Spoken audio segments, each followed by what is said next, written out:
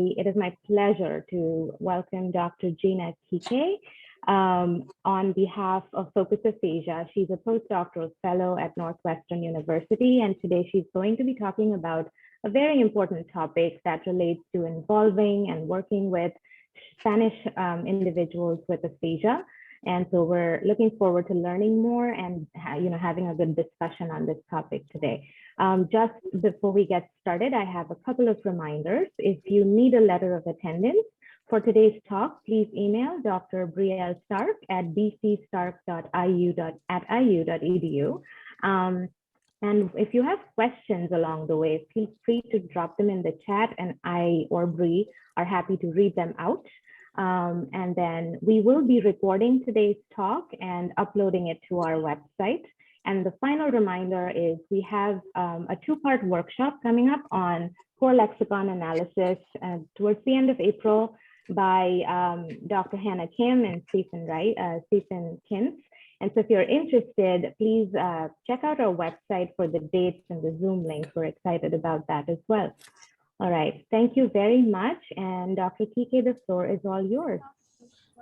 Thanks, Vita.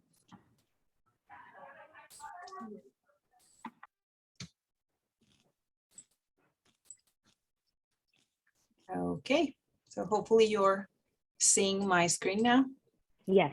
Perfect. So hello, everyone, and thank you so much for being here.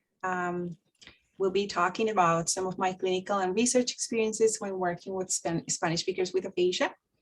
I'm an SLP native from Colombia, where I did my clinical practice for almost 7 years, mostly with people with aphasia. Then I moved to the States, to Pittsburgh, where I completed my PhD in 2020 under the mentorship of Mike Dickey and Will Evans. And then I'm currently a postdoctoral fellow at Northwestern University and Shirley Ryan Ability Lab, working with Leah Czerny. So let's start. So today we'll be talking about topics related to aphasia diversity, to diversity in aphasia research. I'm tripping up my words. And we'll be talking about assessments and treatments for Spanish speakers with aphasia. I plan to talk about for 35 to 40 minutes, and then hopefully we'll have enough time for discussion and questions. Okay, so we all know the consequences of having aphasia: barriers to participation in daily life activities, social withdrawal, diminished autonomy, and overall reduced quality of life, and many other consequences that go beyond language impairment. And now if you're here, probably you work with people with aphasia in some capacity, would agree that these are devastating consequences. But today I'd like to make the argument that these consequences are magnified in Spanish speakers with aphasia due to several factors, and I'll talk about a couple of them today. So I'm going to focus on two factors that may magnify these consequences.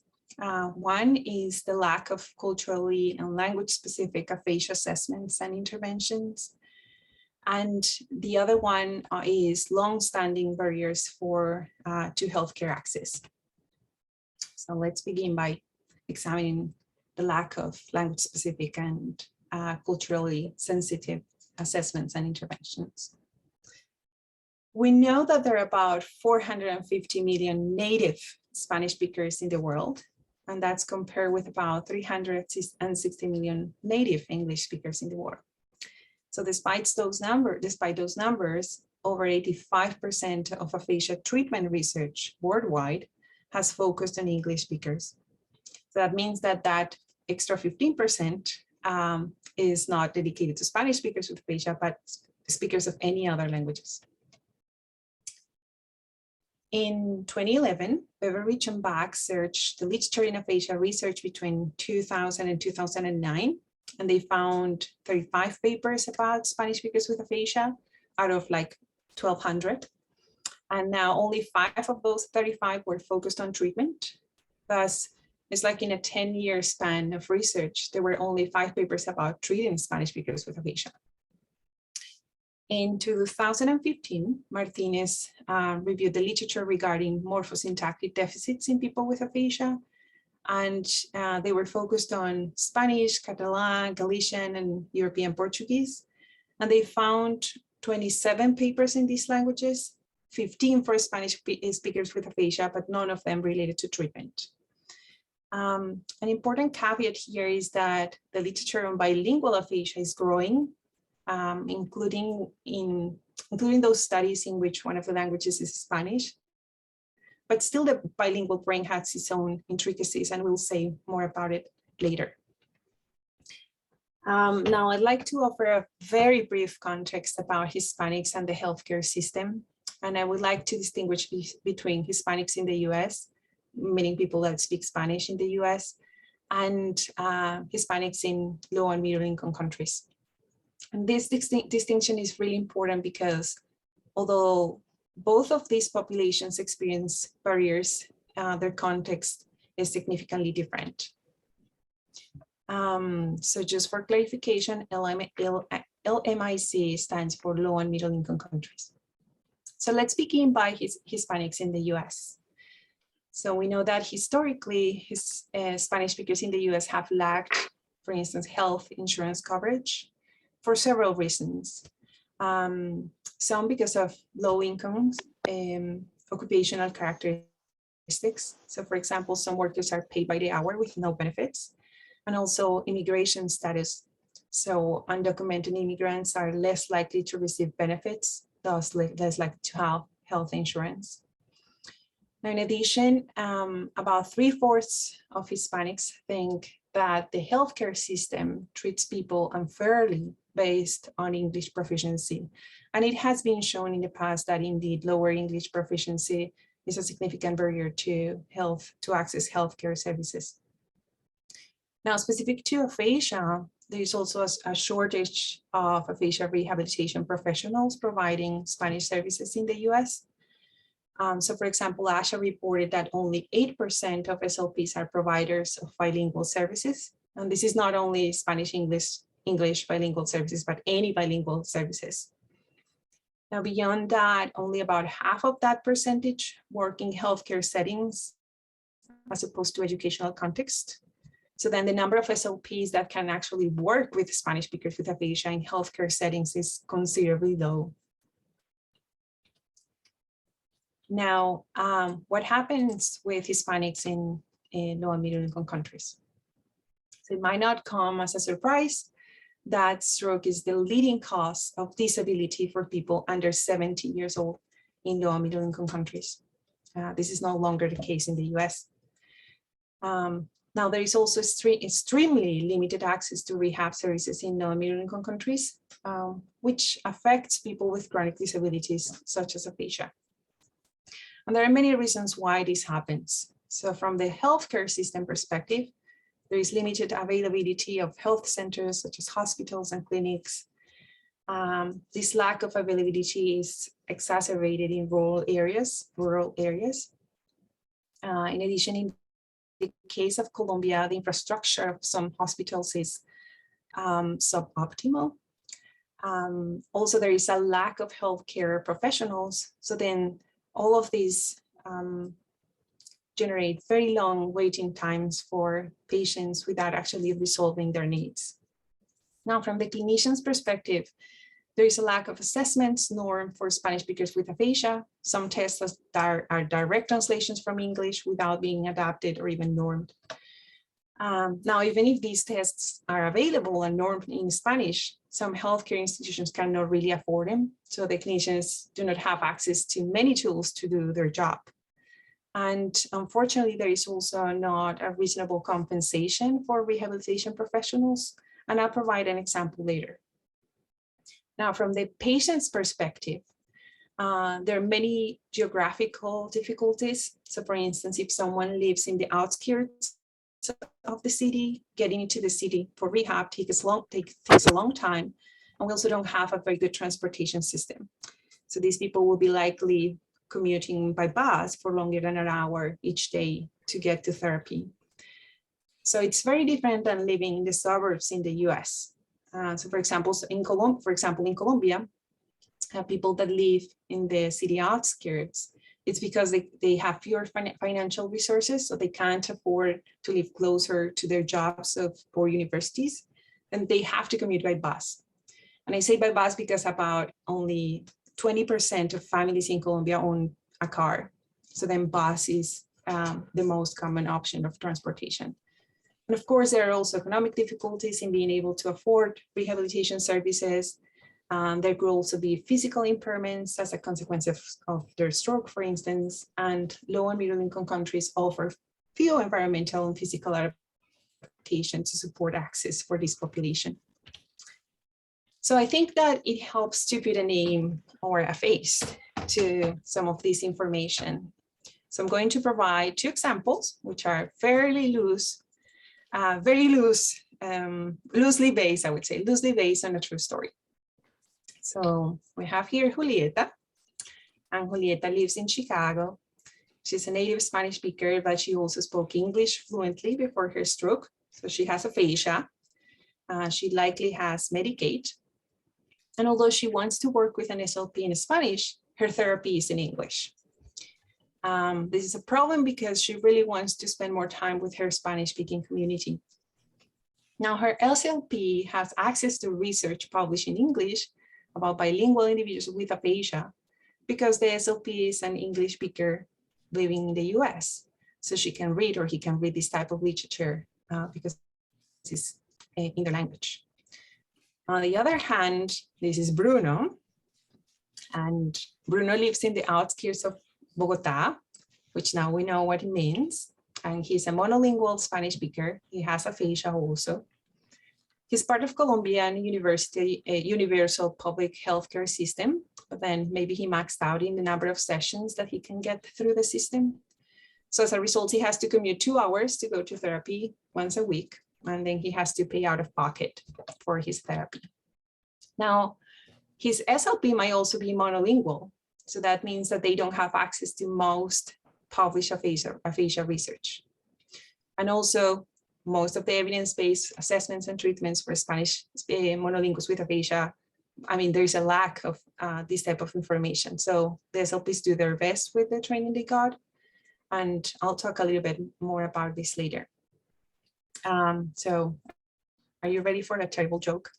Probably you saw it coming, but the idea is that we don't talk about Bruno, or at least we don't talk about Bruno that much. Just in case that was a joke. But for real, I do want to talk about Bruno and Julieta. I am committed to serving both Bruno and Julieta, but still I would like to emphasize that sometimes it is harder to do research with people like Bruno because there are fewer research resources in Latin America and because it's just a different reality. So the overall idea here is that Bruno and Julieta are people with different needs, and both require appropriate adaptations of assessments and treatments for their context. Both Bruno and Julieta are underrepresented and underserved in the global picture of aphasia rehabilitation. So how do we improve that? How do we make it better? Of course, that's a huge task. Developing aphasia research for Bruno and Julieta will require special adaptation and a lot of time. And here's another story.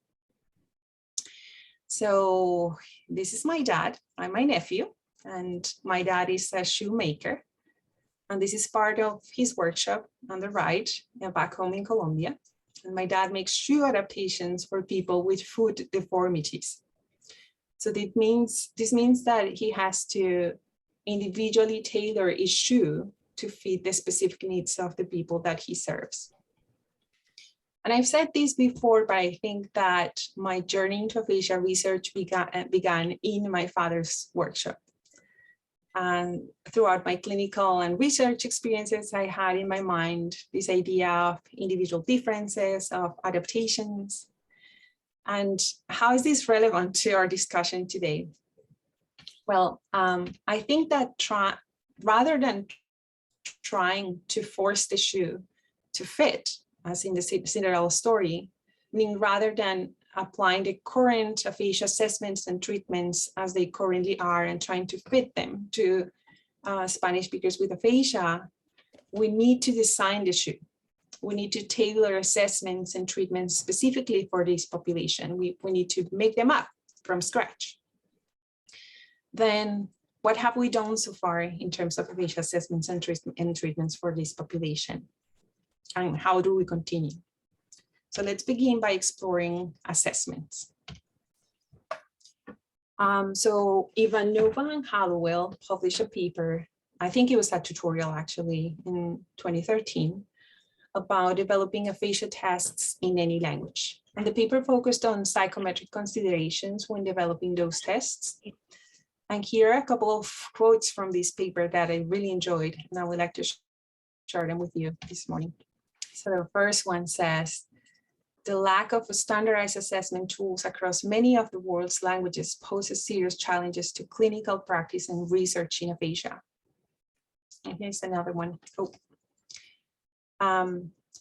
Many aphasia tests in languages other than English are translations of well-known and widely used assessments instruments in English, while others entail thoughtful adaptations that take into account important cultural and linguistic factors associated with the target language. I love that quote. This quote particularly resonates with me because it's closely related to the idea of forcing the issue rather than designing the issue. So then one approach is to translate. There are no such things as perfect equivalences between words during translations. So translation is actually suboptimal. And I'll provide more examples about this later. And another approach is to adapt. And then for adapt, we need to pay close attention to the specificities of the culture and the language, like making a shoe from the scratch. Now, in addition to providing insights about the need for adapted assessments, Ivanova and Hallowell also did the task for us of investigating the existing aphasia tests in the most commonly spoken languages. And they reported whether those tests were normed for the population in which they were being used. So this table shows their findings regarding norms in Spanish. I know by working with some of these tests that some of them are direct translations from English rather than adaptations, which by now it should be clear that that's not the best way to do it. Also notice that there are not many aphasia-related assessments with norms for people with aphasia, and this is what was published between 2000 and 2013. Unfortunately, Panorama hasn't changed much, and we still need tests with cultural and linguistic adaptations for Spanish speakers with aphasia.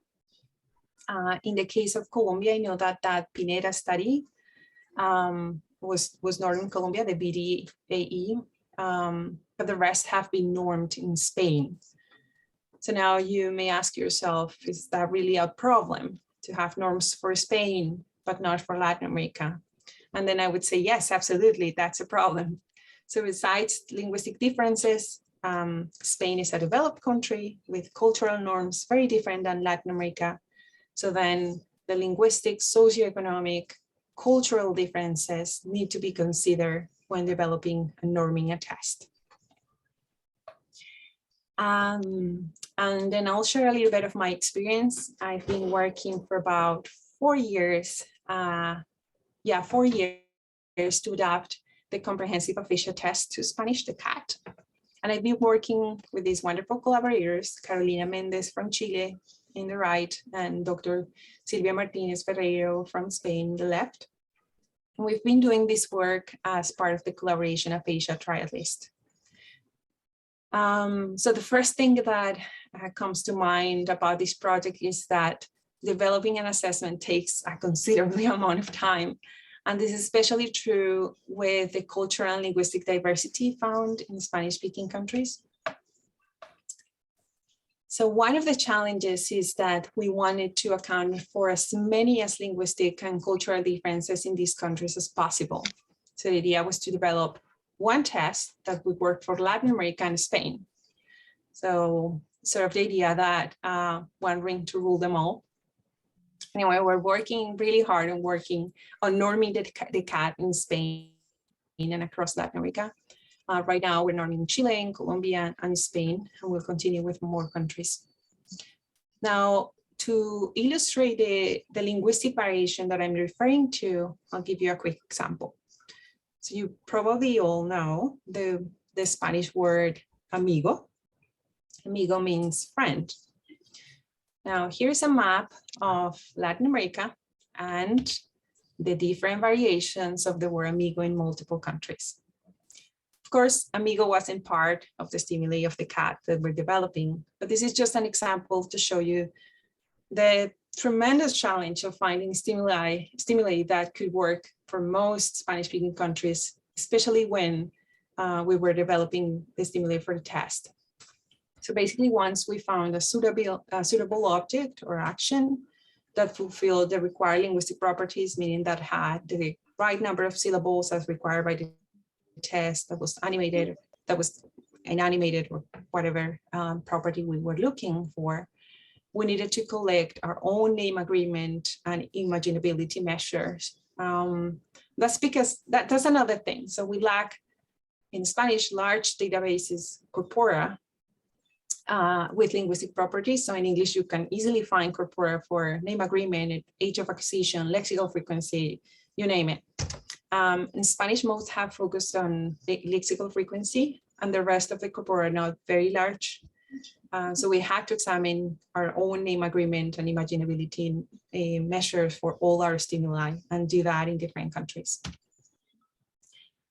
Another challenge has been funding. So it is difficult to find funding for international multi-site projects like this one. And Latin America has minimal research funding to offer. So mainly this project has been supported by ourselves. And as I said before, it's harder to do research for Bruno, right? Now, part of the funding problem has been negotiating that whenever the cat becomes available, we could offer it to an affordable price in Latin America. And you probably have seen this illustration for other purposes, sometimes related to minorities and people with disability. But here I am using it for SLPs in Latin America. So for example, the English version of the cat is available for about $350, something like that. So I'd say that's not a small price, but a researcher in the US could definitely buy it. And an institution, a hospital, a clinic could certainly buy a test at that cost. However, about $600 a month is what an average SLP will make in Colombia. So around 7,000 and change a year. So that really limits access to this type of assessment materials in any clinician in Latin America. So it doesn't seem enough to adopt a normed rose test. We are actually also need to be thinking about access, including economic access. And now we not only include our patients, but also our clinicians. I've been encouraged, though, to see some changes happening in our field. So for example, I've seen that some conferences have either waived or significantly reduced registration fees for clinicians and researchers in developing countries. And definitely initiatives like these are impactful and are practical actions that can increase access. So for sure, we should need to continue to walk that walk. So this provides some context of the challenges in adapting tests for underserved populations, and we are currently working on the CAT norming process, as I said, aiming to publish some manuscript soon. Another challenge has been cultural diversity. So coming back to the idea of cultural sensitivity, is culture important? It is. Context matters. And we've seen that many ICF-based models highlight social and environmental factors, but the role of culture is not often discussed. A few years ago, Penn and Armstrong published a paper about their experiences with indigenous people in South Africa and Australian Aboriginals. And the paper was called something like Intercultural of Asia. And they talked about the need to find culturally appropriate methods to work with diverse populations. And they highlighted the need to look into disciplines like anthropology and sociology for models that can help us to adapt or develop assessments and treatments to a new culture. And here's a quote that I really like in that paper. It says, addressing cultural and linguistic diversity is thus not as simple as the inclusion of pictures of a kangaroo or a giraffe in a standard Western naming test. If we don't understand the nature of cultural difference, attention to the surface level linguistic differences will not necessarily be helpful. And also similar to the communities described by this paper by Penn and Armstrong, Latin American communities are also considered collectivists rather than individualists. So this means that in terms of health and recovery and even rehab, community support can be considered more important even than health services support. So this idea of collectivism needs also to be considered within the aphasia rehabilitation settings. So cultural characteristics definitely matter and should be taken into account when developing assessments. Okay, so we talk about assessments and the needs for Julieta and Bruno. So let's talk now about what's happening at the level of treatments. So what do we know from the literature about treatments designed for Spanish speakers with aphasia? I previously mentioned that Beveridge and Bach searched the literature in 2011, and they searched between 2000 and 2009, and they found 5 treatment studies specifically targeted for Spanish speakers with aphasia. They also said that Martinez focused on morphosyntactic deficits for some languages, and they didn't find any papers for treatment. Now, since these studies were published several years ago, I wanted to know if there has been any update in terms of treatments for these populations.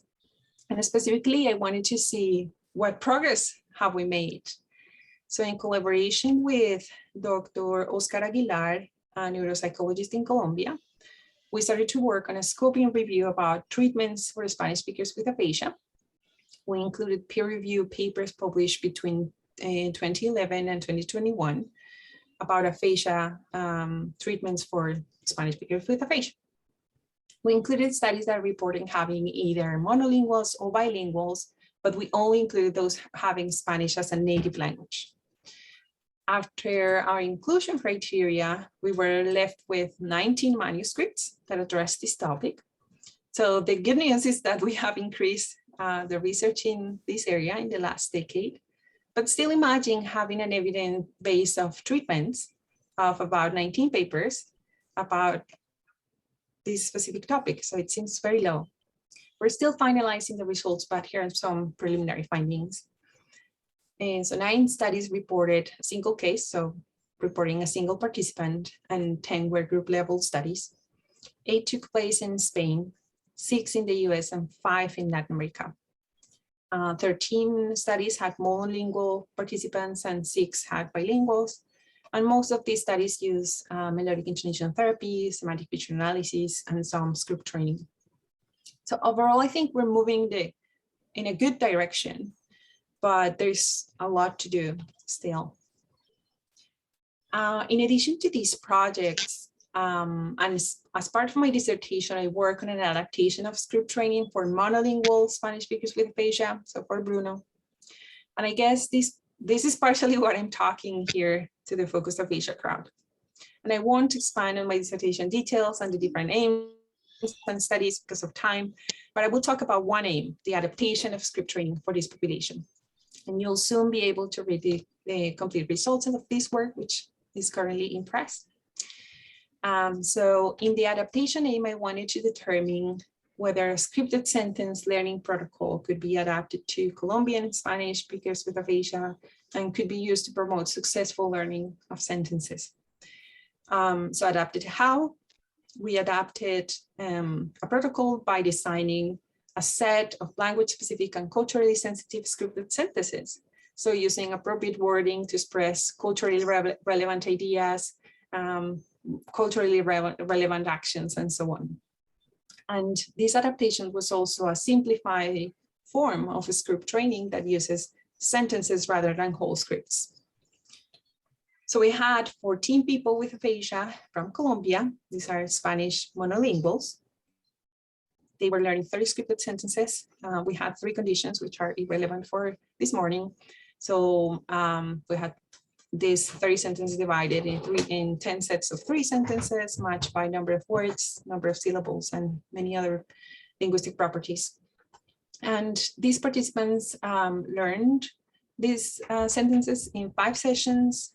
We practiced about 1.5 hours each day over 2 weeks. And we call this something like short-term learning paradigm. Okay. We were measuring syllabic accuracy in post-session probes. We selected the syllabic level because our conditions had rhythmic enhancements at the syllable level. And I can talk about that during the discussion time if anyone has any questions about it. So the idea is that at the end of the session, people with aphasia were asked to recall the 30 scripted sentences in response to a related image that they saw during training. We saw significant improvements over time across conditions. That means that collapsing across conditions, the odds of producing a correct syllable were, in this case, 1.5 times greater with each additional session.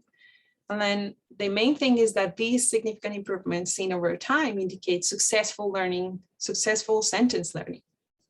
So these results provide some evidence of cross-linguistic benefits for script training interventions in monolingual populations. Another project that I've been very excited about is conversational groups happening at Shirley Ryan Ability Lab for Spanish-speaking people. And I've been working on these groups with the wonderful SLP, Elisa Larkin. We've been meeting with about 6 Spanish speakers with aphasia from different countries with different English proficiency levels. And the group happens once a week. We also have interviewed them about their experiences with the group. And I would like to share some of the lessons that we have learned in this process. So we've seen that even from session 1, there is a speedy connection between the members of the group. Many participants refer that they frequently speak Spanish in their communities, mostly at home or work, and they want to improve their communication abilities in Spanish. They agree that they would like to have more opportunities to do so. However, most of them have never had therapy in Spanish. And a few of them had met an SLP that spoke Spanish during their rehab process. Most of them have, most of the participants joined the conversational group because they wanted to practice Spanish in a sort of comfortable scenario. That means sort of like an environment with a social nature that is about connecting with others. And in addition to connect with people, they wanted to be able to see people who understand what aphasia was and people who literally spoke their language. So many mention also that topics about culture, of course, we have people from all over Latin America. So topics about culture and food were some of their favorites. And of course, we'll continue to learn from this group. But overall, I think we've seen the need. We've learned about this deep need for this type of space for Spanish speakers with aphasia. Okay, so I want to finish up real soon, but I want to leave you with several fronts on which we can work together to improve diversity in aphasia research. So evidently, we need to continue adapting and implementing research in culturally and linguistic diverse populations, and this includes bilingual aphasia studies and also studies for monolingual Spanish speakers. We also need to continue to increase education in cultural issues, and this is for research staff, for students. For example, we could get trained and do continuous check-ins regarding cultural competence, and there are some resources available even at the Azure website regarding cultural competence. Now, in your specific studies, please report information about languages spoken by your participants. We found that this is not always reported, but you may be working with bilinguals and and then without even not knowing or noticing. It is also essential that you could guarantee the safety of the members of minority communities with different immigration status. So for example, assuring potential participants that immigration status will not be collected as part of your study. That seems a simple change, but that can really make a difference in whether someone wants to participate or not. Now, to increase diversity in the population you recruit, then you could also create culturally sensitive campaigns. And also it's very important to foster relationships with the community. So it's crucial to build trust with community groups around the area in where you recruit. Now, as a field, we need to continue supporting clinicians and researchers from cultural and linguistic diverse backgrounds. It is likely that your students or mentees that are members of minority groups will require extra support. So we can start by understanding those specific needs and how those needs are different from other students. It is likely that the barriers that some of these students or mentees have to overcome to be where they are today are significant. So if we support them, they can actually achieve their full potential. This is a bit of a joke, but don't be like this reviewer who said, script writing does not really need to be adapted to Spanish. Script writing in general is usually personalized to individual participants. It is really important to adapt, even if it's a cultural adaptation. That's not a minor thing. Adaptations are important, and for other languages are super important. Now, as a field, we also need to continue allocating research funding that specifically targets communication disorders in underrepresented communities. So I hope that with this talk, I've not only transmitted my passion for the topics that I've discussed, but also that I could have raised some awareness of what I see as an essential need in aphasia research. That is the development and adaptations of assessments and treatments for Spanish speakers with aphasia. Thank you all for your time today and for this opportunity to talk to you. I have to thank again all the collaborators I've mentioned, and some of whom I haven't, but who also have been part of my journey this far. And I welcome any questions on any of these points. Thank you again for your time.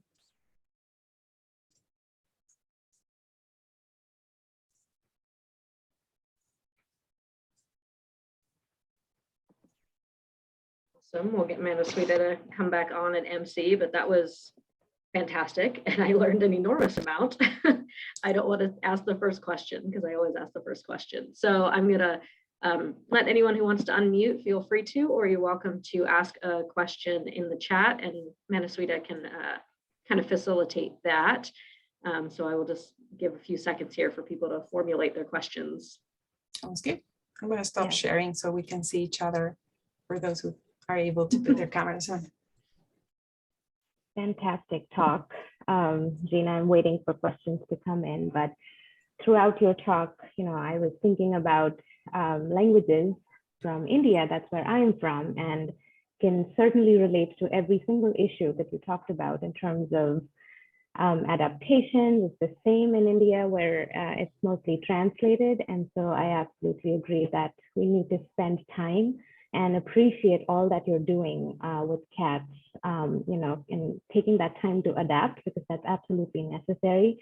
And then also increasing the literature base in terms of treatment for people with aphasia who speak languages other than English. And all of you can imagine how many languages, and we really need to work in that area. Okay, we do have a comment from Claudia. Thank you so much for your conference. I'm a speech therapist from Argentina, and I feel absolutely identified with all the problems you mentioned about adaptation. Thank you, Claudia. Yeah, for sure. That's the reality of Latin America. We have a question from Dr. Munoz. Hi, thank you for an excellent presentation. You gave me lots of good things to think about. I'm wondering about, when we think about the translated test, some of the issue is that they don't test the things in Spanish that matter. And so I'm curious, are there specific aspects about Spanish that you feel like, even if we're assessing informally, that we should look at, like articles or noun verb agreement? Are there some things that you think we should be thinking about? Yeah, I think the first step will be actually to build those tests. So I wish that there was a quick way to solve it, but I actually think that, for instance, developing those stimuli to do assessments in daily clinical practice, it just requires time. So that's why we're working really hard on developing assessments as a first step. But I would say that it really depends also on the community that you're working. So if you're working mostly with people from Mexico, so then get familiarized with some of the most frequently used words, or it really depends on context. So then I guess the answer is we need to do a lot of hard work in order to build these assessments. But while we do that, then let's focus on what's important for the community. But then it's, again, a whole process of let's see how they talk, what they often talk about it. Yeah, so great question though. Hopefully we're moving the right direction. Great, thank you. We have raised hand from Heather Dial. So we can have you ask a question, Heather. Thank you. This was just such a great talk, so engaging and so much information to digest. But one thing I was wondering if you could expand upon, I'm working in Houston, where there are a large proportion of bilingual speakers and immigrants. And I was wondering if you could talk a little bit more about the culturally sensitive recruitment materials. And yeah, I know that was like a really narrow part of your talk. So if there are other questions that are. No, that's a great question. That's a great question. So what I've learned several things. One is that some people feel like researchers come to the communities and take what they need and then they never come back. So they actually expect more engagement. So I would say the first step for recruitment is just go to the people, find a community group, church, wherever your community meets, just like be part of them, so they know that you're engaging them because you care about them, because we actually do. Sometimes it's just time. And then that's a first step, just building trust with them. And then about materials, so then, make sure that you have your flyers both in Spanish and English. Make sure that your Spanish is appropriate for the culture and for the language that you're targeting. So maybe, if your target population is more from Ecuador or from Mexico, from Colombia, then you can tweak a few words and make sure that that's actually speaking to them. Even colors and graphics, that varies so much within culture. So if you do something that can draw their attention, that'll be a plus. I hope that helps. Great, thank you. We have a question from Rosalind. Hey, Gina. I was struck by your example of all the different words for friend, for amigo.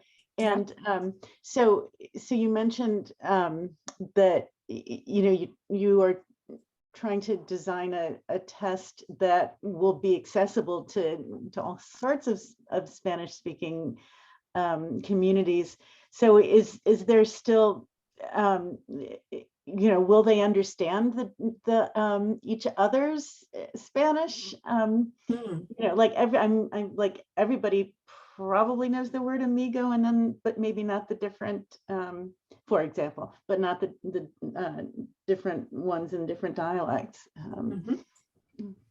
Okay, so I guess that I will answer your question in two ways. So for the test, we really needed to make sure that we were using words that were relevant for most countries or for most people in Latin America and Spain. But now for like daily life communication, I would say mostly we understand each other, but there are specific words and of course prosody and things like that that differ. So it's something more relational, I would say, something more social, the way we talk in different cultures. So yeah, I'm sure that if you say amigo to anybody in Latin America, they will understand. But then, for instance, if you're Colombian, you say, this is my parcero, then it's like closer, you know, that you belong. There is something going on that is closer. I don't know if that makes sense, Rosalind, or if that answers your question. Yes, thank you. Okay. Excellent. We have a comment from Monique. She says, yes, thank you for your presentation. I'm a future bilingual SLP. I Yay. appreciate seeing research growing in this area specifically. Thank you again. Oh, we need more of you.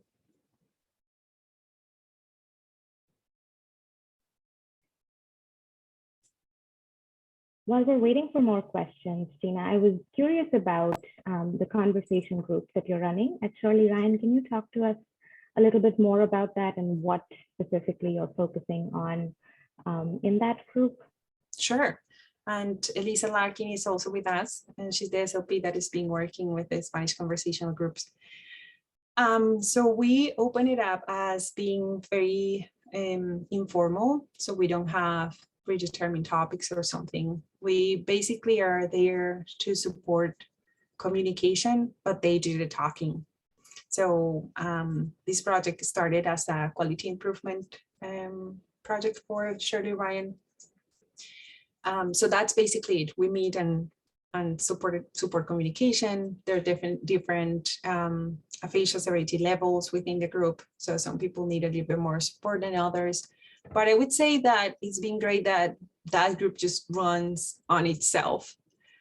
We basically are there at the same time to connect with everybody, but they do their thing. And it's been really fun to see some of like things that we think about Latin America, like how close related, how social they are. I mean, of course, these are people with aphasia, but it doesn't take away their culture. So we see the same thing in the groups and the easiness with how they talk to each other, and that's been fantastic. I don't know if Elisa wants to add anything about it. Oh yeah, is run via Zoom. Mm-hmm. I think you covered it all, Gina. And it's, as you said, you know, we started with, of course, an SLP sort of some structure. We had some prepared topics, and very quickly the group kind of let that go because they came ready to talk about other things every time, and there was no need for that. So it's been neat to see how the group has really shaped itself, and that's felt really natural and responsive. Yeah, it's a genuine pleasure to be a part of that group. That sounds fantastic. Such a good support system for the participants of that group. Thank you. Heather has another question, I believe. Yeah, I was thinking about the monolingual Spanish speakers or speakers of other languages that aren't English, lacking access to the majority of evidence-based research. And I was wondering if you had any thoughts on ways that access to those kinds of resources could be increased. Or I know like conferences are mostly in English, and I don't know that I don't know if there are ways to have like on a sign-up page active, like I need a translator and having translators available, or if there are ways for people to request papers be translated into their native language. I was wondering if anything like that exists, or if you have any ideas. I have this dream in which we could do something similar to ASHA evidence-based maps available to clinicians in that speak Spanish or other languages. So there is some information at the ASHA website portal that is available in Spanish, but not that. I also dream about, having, of course, we're talking about busy clinicians as well. So if we could have, summary of the evidence, that'd be fantastic. So I imagine something like that as a first step, because I would say the majority are not bilinguals. The majority will be monolinguals. So I would say that's one possibility, but I think also we are far from doing something like that. I don't know also how easy some things will translate and some things will be also misinterpreted as, oh, this is the evidence and this applies to us too, because it might not. So yeah, we have to work on that one, but I'm not sure yet what's the best way to do it. Yeah.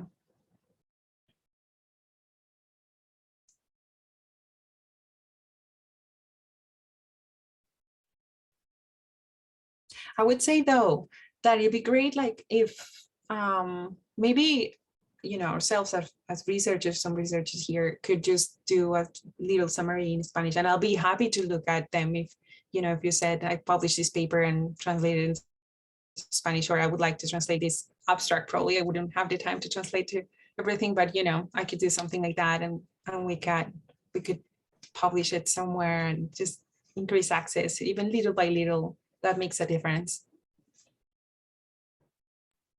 That's such a cool idea. I like the idea of having bilingual students helping with this, like as a project, as part of their undergrad or master's, where they take a paper and translate the abstract or like provide a few sentence summary with a caveat or something like this. But yeah, that'd be awesome. Lots of ideas. Yeah. Let's do that. Great. Yeah, I think Dr. Gray has a question. Oh, hi, thanks so much, Yina. That was a wonderful talk, very inspirational. And, my question is more about, the Spanish conversation groups, because we know they have their own rhythm, and I'm not talking about prosody, it's just the content, right? Like how people relate. And you said they bonded very quickly. And it reminds me of, just the cultural, like the Spanish groups I've been a part of, they'll ask personal questions, and that's appropriate, right? Yeah. And they bond quickly. Whereas with the English groups I've been a part of, it's like that's taboo, or you don't talk about someone's injury, right? Yeah. And I've also just seen, people, they make comments like, oh, it's pozole weather, or like, like things that like you have to be part of that language and the culture to know what that means. Yeah. So I'm curious to know more about, like, is there any, like, have you come across literature that talks about these, or like how cultural really support, cultural awareness, or, just that camaraderie really supports outcomes?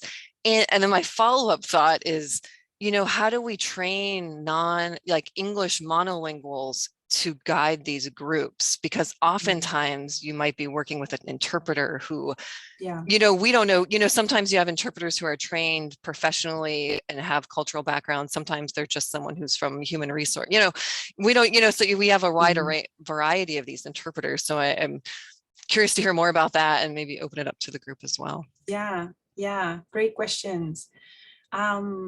So I would say that within the group, yeah, definitely we see those cultural characteristics very quickly in the groups, what's appropriate and what's not appropriate. It's really fun actually to see them just express whatever they want and however they want and joke about each other's stroke, and it's our difficulties. It's been great. Now about translators, we actually just finished project in collaborations between SLP and interpreters, because that's a major issue. Like communication, if we don't train interpreters to work with SLPs, and then SLPs to work with interpreters, because as I said before, there is no such thing as one-to-one equivalences, then we're not doing that much. So for instance, in these studies, in the study that we run, that we just finished, four interpreters were trained in what is it that SLPs are looking in assessments when assessing people with aphasia.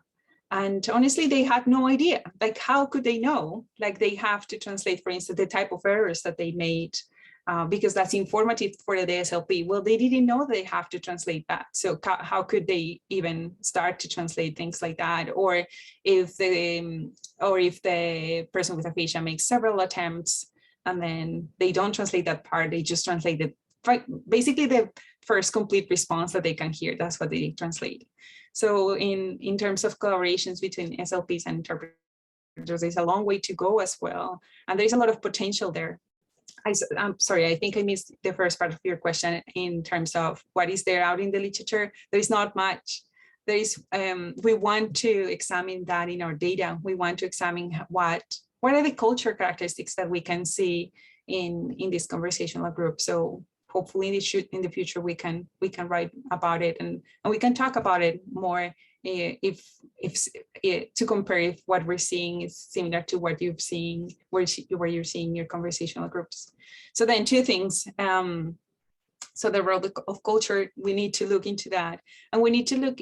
I'm very interested, for instance, in seeing how this supported this collaborative view of society can also be sort of harnessed to do rehab, because we have great champions, like we have family that are so willing to be therapists. So how can we better train them and sort of like enhance and use that power to help our people with aphasia? But there's not much in the literature out there about that. And we also need to work with interpreters, because that, I mean, right now, as we're building the evidence base for Spanish speakers with aphasia, we have sort of to rely in interpreters. So we need to establish better collaborations with them as well. Thanks so much. Yeah. And you know, while you were speaking, I just kept thinking of best practice and how is ASHA supporting best practice across diverse populations? Because how are we harnessing this, or the family, or you said earlier during your talks, you had a phrase, I mean, community support rather than healthcare support, or, you know, basically the families, how are we enlisting them and how are they, especially with these particular cultures where maybe they don't want to be at a SNF, they want to be at home, right? Yeah. And that's important. Yeah, so, absolutely. Yeah. Thanks so much. Yeah, thank you. Thank you. We have a comment from Jenny. She says, it would be cool to have something like the Informed SLP subscription for Spanish-speaking clinicians.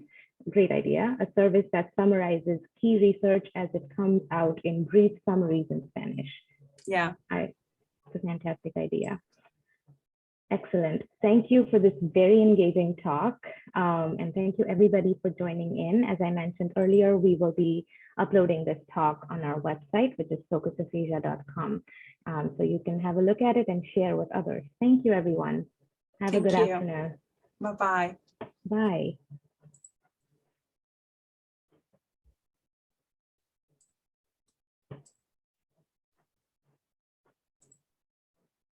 Excellent. I was just thinking, Gina, if I have patients, we have so many Spanish-speaking patients at Rush, and knowing about your conversation group is excellent. I will send them your way. Thank you. Oh, absolutely. Yeah, the more the merrier. Perfect. All right. Take care. I'll talk to you later. Bye. Sounds good. Bye-bye.